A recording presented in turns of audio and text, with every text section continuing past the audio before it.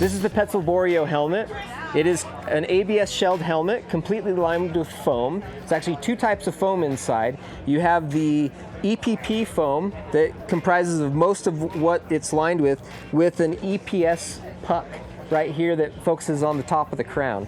The benefit of having an ABS shelled helmet, crazy durable, but completely lined with foam, is that it is going to provide you with more consistent impact absorption throughout the entire helmet, instead of the old traditional way that helmets used to be made, where there's only foam right here above the crown of the head, protecting you from the impacts from rockfall. Now you will have similar impact absorption throughout the entire helmet, whether it's from rockfall or hitting the front or sides of your heads during an inverted whipper, perhaps. What we've done is we've reconfigured the ventilation holes. We've added two up in the front. The previous version had no holes in the front, so now you can get the breeze directly in front of you.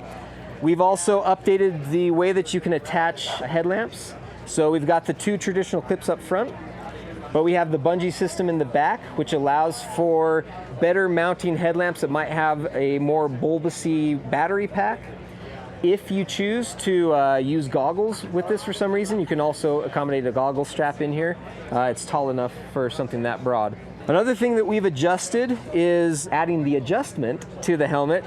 Before, this was just a fixed junction between where it comes from the back of the head, from the temple, and around the chin.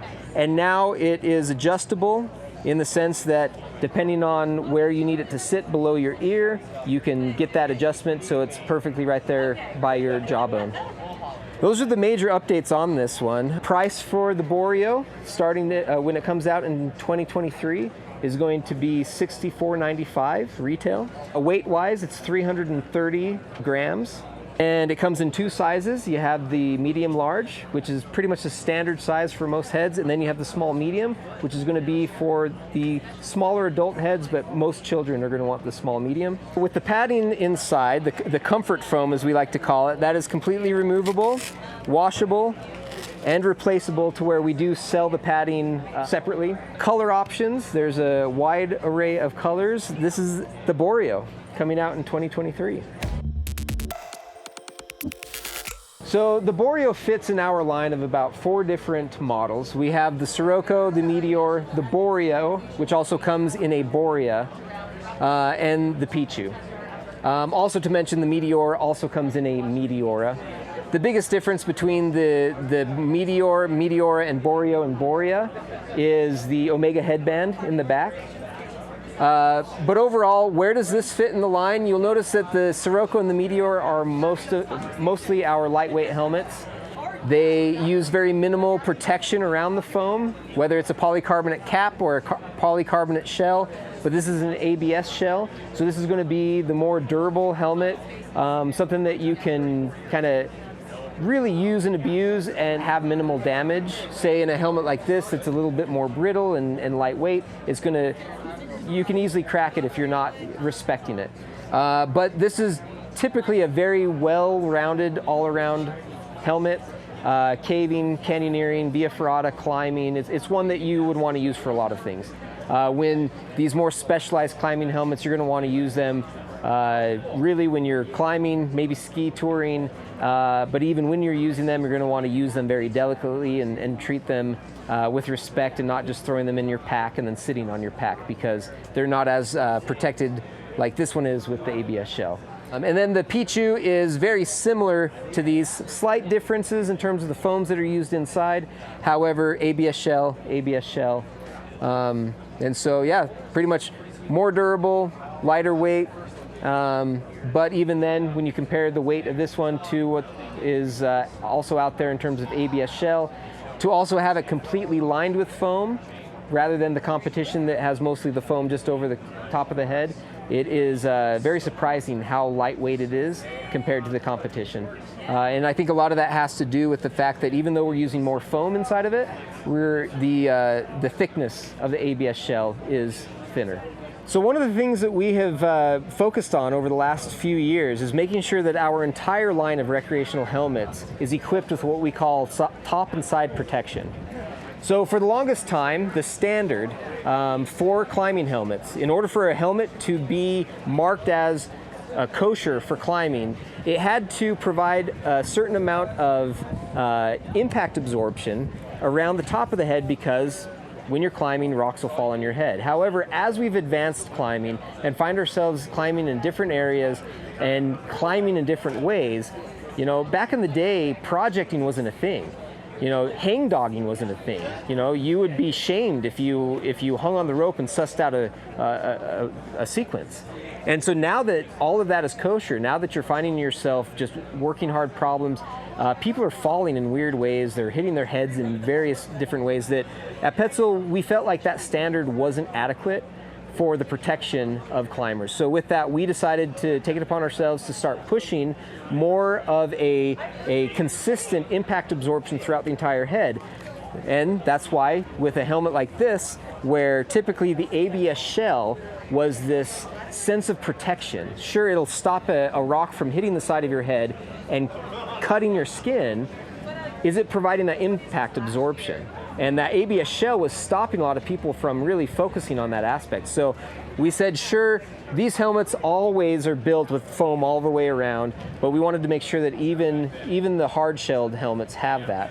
So throughout our entire line, from the little kids' helmets to the most advanced helmets that you see your favorite sponsored climbers wearing, they are providing a consistent impact absorption. What do I mean by consistent? Well, there's a certain amount of energy that is only supposed to be transmitted during a specific controlled test. When you talk about the UIAA and the CE standard. And so what we've done is we've tried to mimic those same results. Well, if they don't want 10 kilonewtons or 8 kilonewtons of impact transmitted to the head from a certain distance and with a certain mass, then let's try to make it the same at these different angles as well. You know, we don't want the helmet to break. We don't want, you know, that more than 10 kilonewtons to be transmitted. So we have, when we make these and prototype them, we're putting them through the same test that the UIAA does, but throughout the entire helmet instead of from the top. And with that, you have a helmet that you can more rely on. You know that you're not just getting protection from rocks contacting your head, but also transmitting the force even if they hit the helmet, because that's the biggest thing is brain injury, injuries to neck because of the force, and so anything you can do to dampen that impact.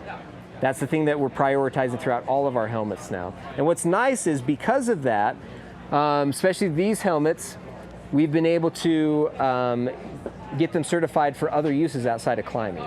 So because these are lighter weight helmets, we have put forth the resources to get them certified for ski touring.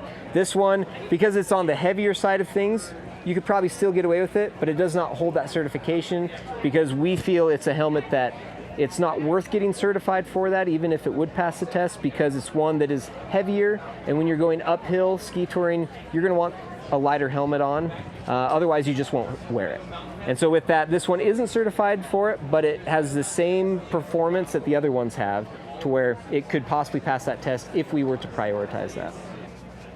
You know, the helmets that are just completely made of EPS foam, it's a very stiff and brittle construction, to where it's not as forgiving as you see here. And so that's why in most of our helmets we prioritize the EPP foam, so that you have that little bit of forgiveness in case you do put it in your pack and you sit on your pack for whatever reason.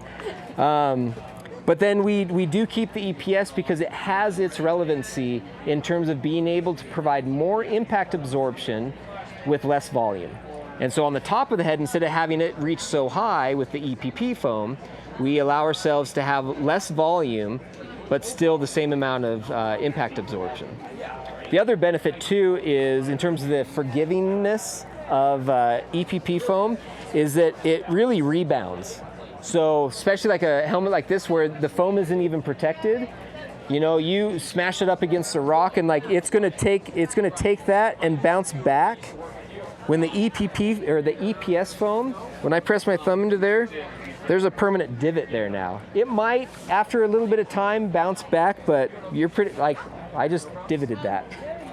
So the EPP foam helmets, they're way more forgiving, and they're gonna last a bit longer than something that's made of all EPS.